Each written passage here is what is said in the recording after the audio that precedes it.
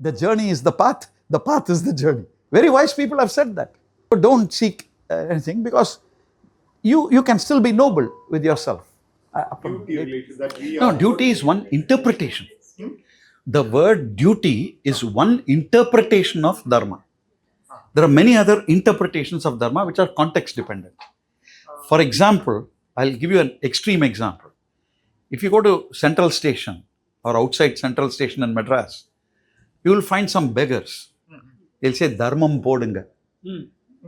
Are you understanding? Okay. Basically, there, the message, philosophical message is, please let me survive.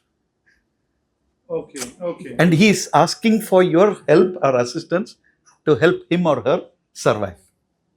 So that's also dharma. So dharma comes as duty, the concept of duty, the principles of duty, and righteousness, integrity, truthfulness. Are you getting it, sir? Honesty. Then dharma means, is it the duty to oneself or duty to others? Both. You have Swadharma and Paradharma. Both are there. That's why I said, first be self-caring, so that you can perform the greater dharma. So never dissociate the two. Both goes together. They go together. They are hand in hand. They're two sides of the same coin, actually. The education field also the same. Same thing. You perform. I just gave Rahul a nice example while we were having tea. You can note this. Suppose you are teaching in a class. Please, I'm giving you a specific instance. Suppose you're teaching in a class. Let's say you get injured badly. You have a choice to make. Whether to continue with the class until the class is over. Watch me carefully. Or you have a choice to request the class to excuse you to get the treatment. Are you getting it, sir? Either way, you're not doing something adharmic. Because you are in the act of performing your parodharma. Even if you leave the class at that time, it's not that you're not performing your dharma. It's just that you want to ensure that you are in good enough shape to perform your parodharma excellently. I hope you got this. So as long as your intent is, my parodharma is to teach. In a particular instance or point of time or duration of time, you may seem to be violating your parodharma, but actually you're not. That parodharma is sustained. That is why always, sir, every religion says this. Your intention is more important than your action and the outcome of the action. Because I can work with a noble intention and actually end up harming somebody. I can work with an ignoble intention and may end up putting up somebody. Because that control is not with us. Intention is in your control. In fact, there's a fantastic lesson. Yeah. You mentioned one word, parodharma. Is the parodharma opposite to swadharma? Not opposite, it goes with. There are other two more types, adharma and vidharma. Yeah, honestly, I can confess something. Am I a scholar? I'm not a scholar. I'm a damn good student. So if you can tell me what it is, I'll try to get back to you. My philosophical foundations are pretty good. Good enough to this thing. So what is it? Tell me. I understand about adharma is a selfless action. Adharma? Yeah, not akarma. Akarma. Akarma. No. Karma is there is a detached action. Yeah. We are doing the action. Yeah, correct. Sit down, sir. Please sit down. Please sit down. There is akarma. Yeah. And vikarma is the adharma that you spoke about.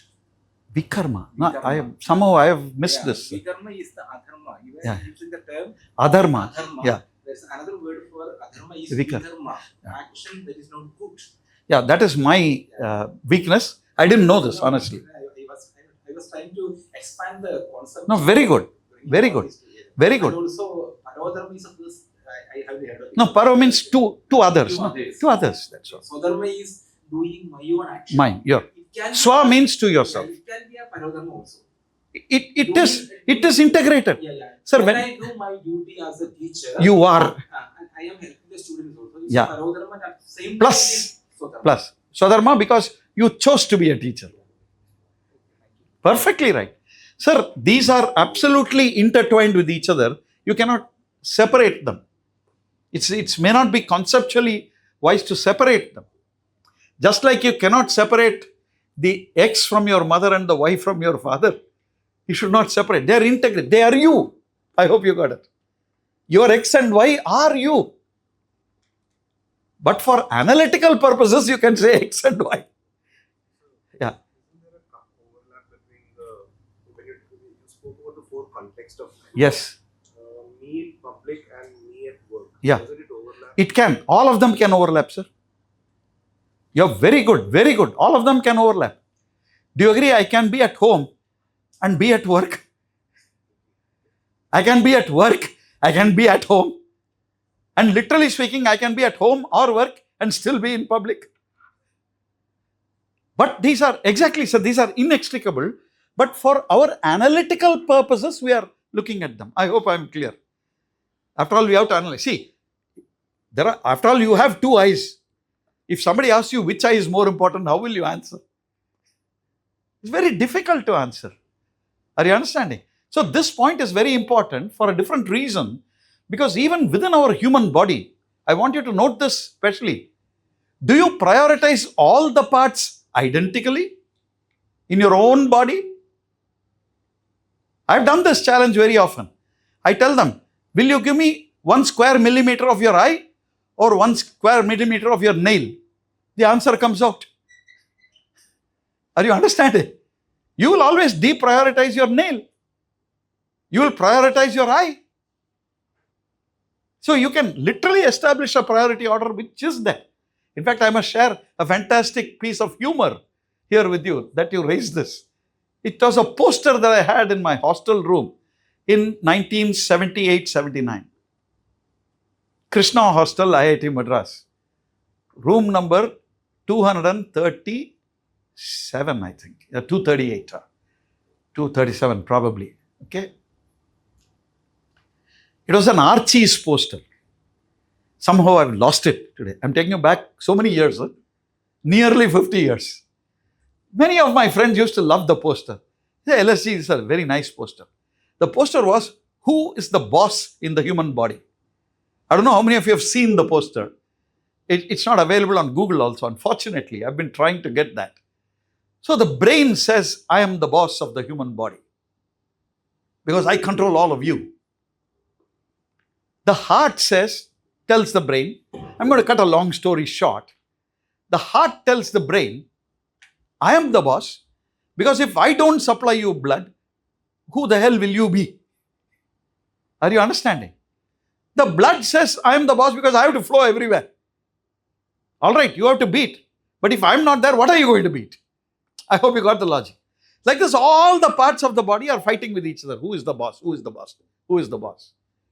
One part of the body completely shuts off, doesn't speak at all. And that's the end of the poster. Everybody realizes who is the real boss.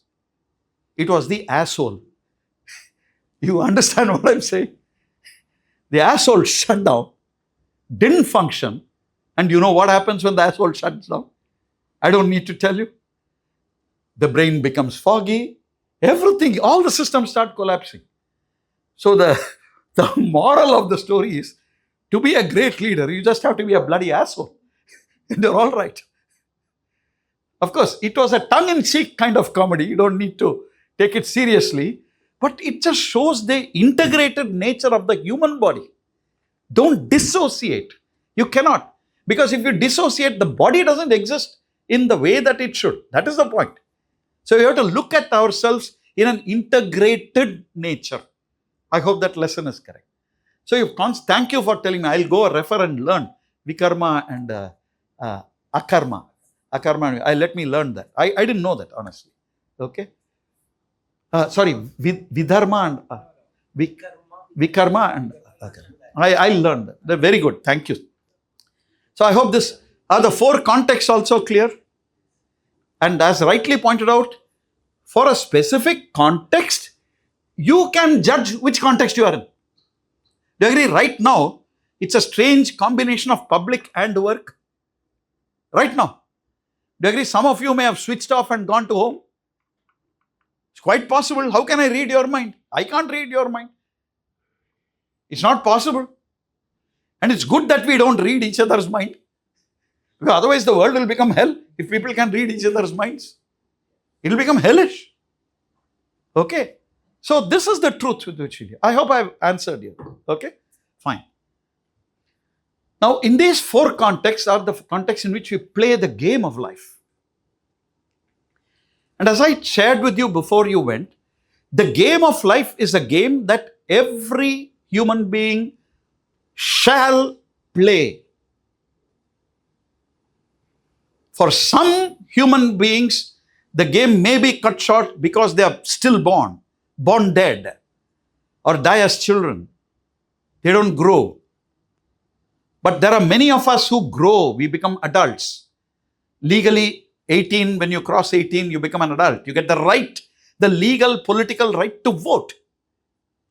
Then you grow, you raise your family. That's the life cycle, basically, you know. So we know the life cycle. You're a baby, you're an infant, and then you're a toddler, and then you become a child, and then you become a boy or a girl, you're a teenager. Nowadays you attach Gen Z, Gen that, this thing and all. But the point is you grow. And there is a certain thing that happens in you. And this is exactly where our education system is formally established and functions.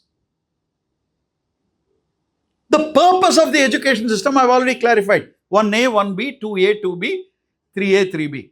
That is the underlying purpose of the education system. Okay. So how we realize or bring to reality that purpose is our botheration as teachers. How do you bring that to reality? Okay. So this is where our game starts in education. Okay.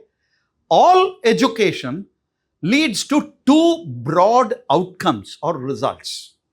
Now this is important because, Danya, you're in IQAC here, no? Eddie? Anybody else with the IQAC heads here? For your institutions? Yeah. You take a critical look at your own, the set of objectives that you've stated, and you've sort of confirmed that you will follow, that when the accreditation team comes, they're going to evaluate to what extent you are there with respect to the objectives. That's how NAC and NBA works. That they are corrupted, I'm on record, is a different story. I'm not getting into that. But that shows their character. That only reveals their adharma. I hope you got it. And they shall pay for that karma. There are karma palangal waiting. You cannot escape. Trust me. And if I am not mistaken, even the Bible says, and the sins and iniquities of the father shall befall the children. Am I right or wrong, Father? Bible says that. Not only Bible. Petrorgalin pavangal pillaigalai sarum is a Tamil statement. You will have an equal Malayalam statement. You can't say that my karmic consequences shall befall only me. No. But why? Damn it, you've transferred your genes to your children. So there is a genetic connection you cannot deny. It's the truth.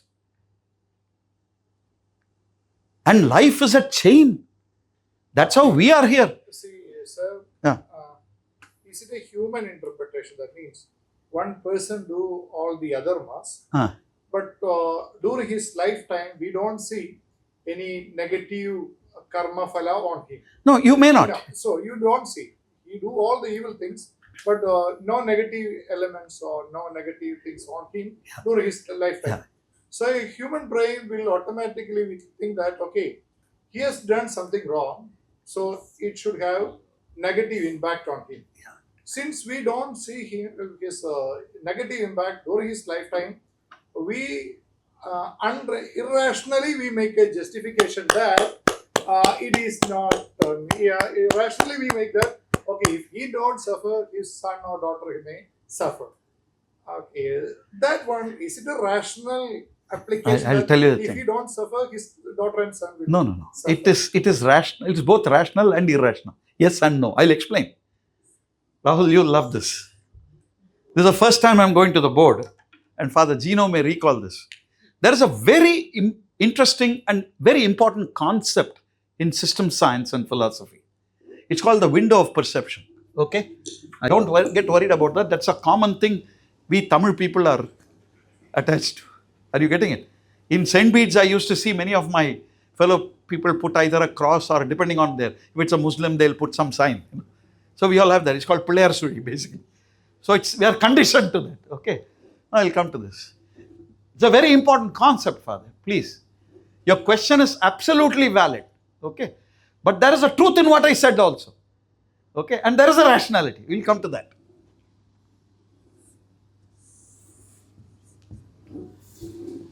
Imagine this is time and this is space or spatial entities. You can put in brackets spatial entities. I'll clarify entity shortly. Okay. Now we're going to calibrate this time axis as today, tomorrow. By the way, it's not to scale. Huh? Don't worry about the scale. The calibration is important.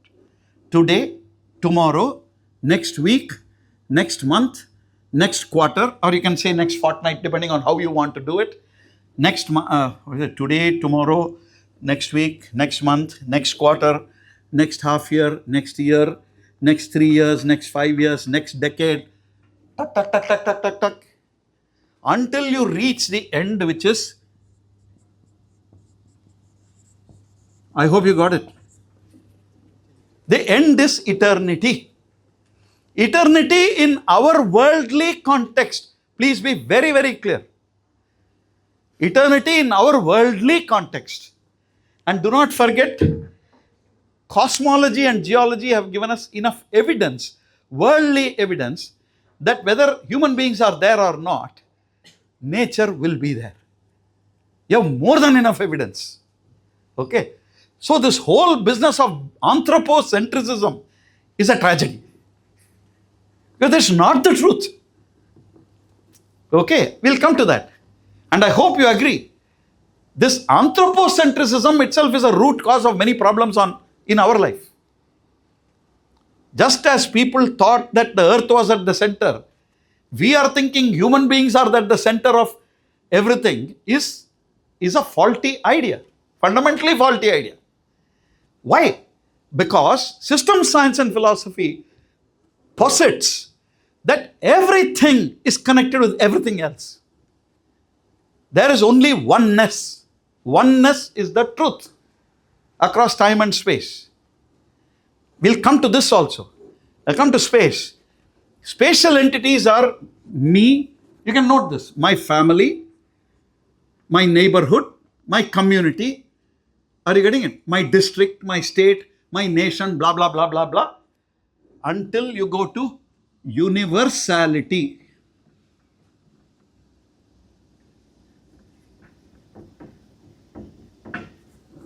The end of the y-axis is universality. Whether there is one universe or multiverses, it doesn't matter. But there is universality. Okay, this is a very important concept for us, keeping in mind some of the latest findings in quantum physics.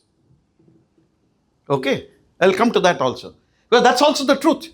By the way, it's not a physics class, it's a class on education. And why we should observe. We should observe. Now, do you observe the truth in this so far? Do you agree we can calibrate the x-axis and y-axis? We can label the x-axis as time, the y-axis as space. Can we do that or not? Legitimately? Correct. Now we'll come. The challenge for most human beings is they tend to work and live life with a window of perception characterized by me today. That's called a window of perception. You can verify this, actually. Through good surveys, social surveys, you can verify the window of existence of the window of perception. Why should I say? You can verify for yourself where you are. And by the way, this is not constant. This is not static. I'm talking of what is common. And this is dynamic. Because in a particular context, your own mind will be thinking of Sahrdaya 10 years later. Am I right or wrong? Father, am I right or wrong? In a certain context, you'll be thinking, Sahrdaya, 10 years ahead. Danya will be thinking, Sims, next NBA. NBA. Am I right, Danya? That's her window of perception in the context. So context can never be forgotten. Cannot be ignored. Context is real. Space-time context is real. Now comes the challenge. What system science and philosophy tells us is, it is possible for a human being to expand the window of perception towards eternity and universality. In fact, bluntly speaking, that's exactly the message of the Bible. You expand, you transcend yourself. Trust in me. This is what the Paramatma theory says. If you go to the Gita, that's exactly what it says. You transcend yourself across time and space. Get beyond yourself. And in fact, the beauty of the definition of excellence is that excel means to go beyond. You have to go beyond yourself. And since Sir asked, Sir, our dharma is also to make our students excel. Go beyond. It's very important. Of course, you may ask, Sir, but when we are not perfect, how can we make them perfect? It's a beautiful practical question. But I'm going to give you an interesting answer. The greatest human challenge is, how can a large population of imperfect beings live and work together and realize a more perfect world? It's a fair challenge. Within a family, that's a challenge. How can a few imperfect beings, husband and wife or whatever it is, live and work together to create a family that is perfect? How can families that are living together in a neighborhood, which are imperfect, live and work together to create a perfect neighborhood? So you expand this and see across the time scale. Now comes the point of karma. Now this is where the theology differs actually. The metaphysics differs here. Okay? Because when you go to the concept of the Bible or even the Quran, what they say is, you are given only one birth and then you wait till judgment day. What Gita says is, you actually have infinite births coming in. And Krishna says, I am everything. I am dharma. Sir, in the Gita, Krishna says, I am dharma, I am adharma also. Your job is to go and fight. Are you getting it? Because the game is me. Because there, Krishna says, I am the killer, I am the killed, I am the killing, I am the field of killing. So that is the concept which is outlined. I am everything. Why am I doing this? There is a logic which is given. The logic there is, because I don't have anything else to do. I am there. I have to enjoy myself. So this is my enjoyment. I enjoy through you. Okay. So these are metaphysical differences. You don't need to break your head. That if you use that basis, are you getting it, sir? Because even in your case, there is an answer.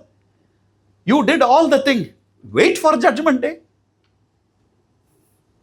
You will be judged. Who's the angel? Saint Paul or say, who's the judge, sir? Ultimately, who keeps the accounts? Debit, credit? Peter. Peter. Sorry, I made a mistake. They're very close. Yeah. So Saint Peter is there. He's wait.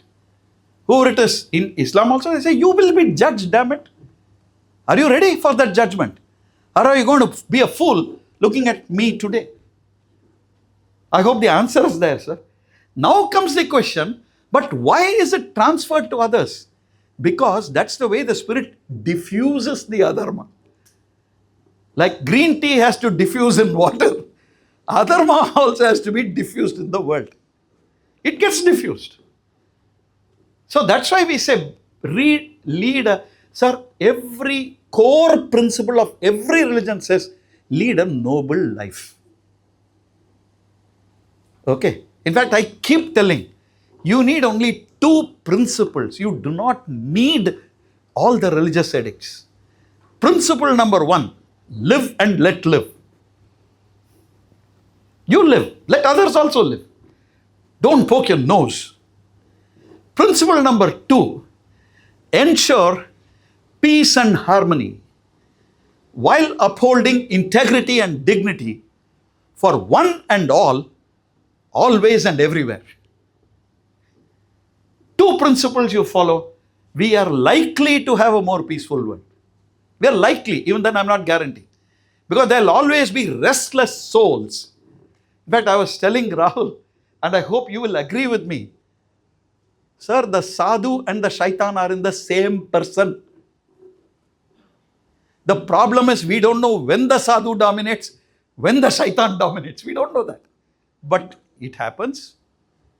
There is a mix. It is dynamic. In fact, there is a fantastic truth all of us have to understand.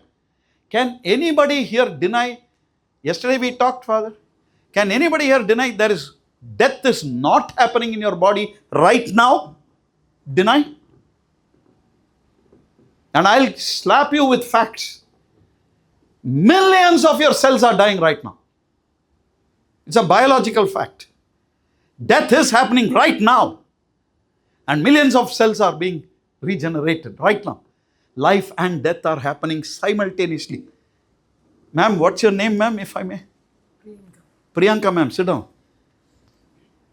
Is the Priyanka now the same as 2 seconds ago? No. It's not. You can't step into the same river twice. This is the truth of life.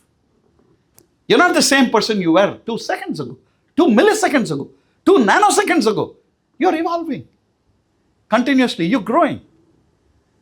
This is a fact of life. So whichever metaphysics you use, taken care of. Adharma is taken care of. You use any metaphysics you want. No problems. It will be taken care of. So it doesn't. I hope it's a reasonable answer, Father. Okay? Fine. So I hope this is not a bad principle. Expand, sir. Do you agree this was the lesson which Gautama Buddha also started? You expand until you reach that state of consciousness where you find nirvana. Are you getting it? Yes. In a worldly sense, he says it's all nothing. It's only you. This is a very important truth. But you can't be doing that in a classroom in Sahrdaya or in IIT Madras. You can't do that. Because students will say, Poda, what are you talking? They'll say that. I'm living in the world. You know why they say that? The answer is there on the board. Because they're using a very narrow window of perception. Yeah. So, this was a very question that I also wanted to ask when you spoke about. Sure. This. Do you actually, since it's about educators and teachers, Yeah. we are dealing with a group of generation which is far different from. They are. Fundamentally, yes. Fundamentally different. Yes. Statistically verifiable. Yeah. So, to tackle, I'm drawing parallels to a faculty who's teaching a crowd which is very different. Very good. Whose window of perception is very small. Okay. Now, R might be also on the same lines or maybe slightly different. Maybe. So, when you have 2 different windows of perception, how do you assure or how can you say that you can pitch this sense of dharma to somebody who is in a different window of Very good. perception? That answer comes when we discuss the success framework. I'll come to that also. But I'll come to that idea. Do you agree our dharma as a teacher as a teacher in education, is to ensure 2 things, which is what I was discussing. Number 1 is competence.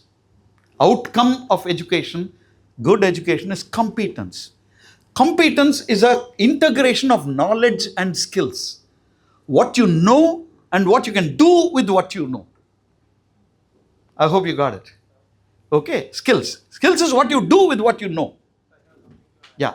The problem that my sir Sure. pointed out is that when the teacher and the taught are in 2 different windows of perception. Is it so? So I think No. Not necessarily 2 different. Yeah, they will be different, but one will be a subset of the other, always. Yeah. Thank you, sir. The problem comes like that. We are in 2 different sets of perception. But as a teacher, our window should be large enough. Thank you. You got the idea. The window of the student also. Then it will be Ideally, it should be the same. But as sir said, today's generation is like if you expand and speak, they will say Poda. As in, Rahul, I'll help you, Rahul. Thank you, sir. Thank you. Yeah.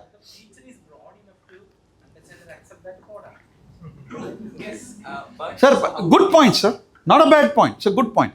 I'll intervene, Rahul. Out of it is my question. Rahul, I'll help you. Do you agree this frame doesn't have the other three segments of the XY axis? Do you agree with that?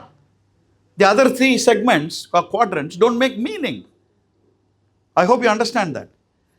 This side there's no meaning, this side there's no meaning, this side there's no meaning.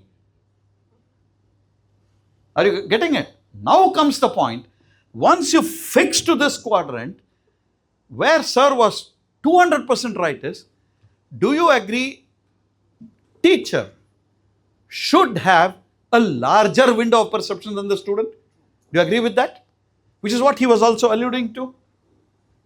In fact, that also follows science, because anything can flow from a higher potential to a lower potential and never the other way. And don't forget, does it mean that the student can never teach the teacher? No. So the dynamism of time has to be brought in. Context has to be brought in.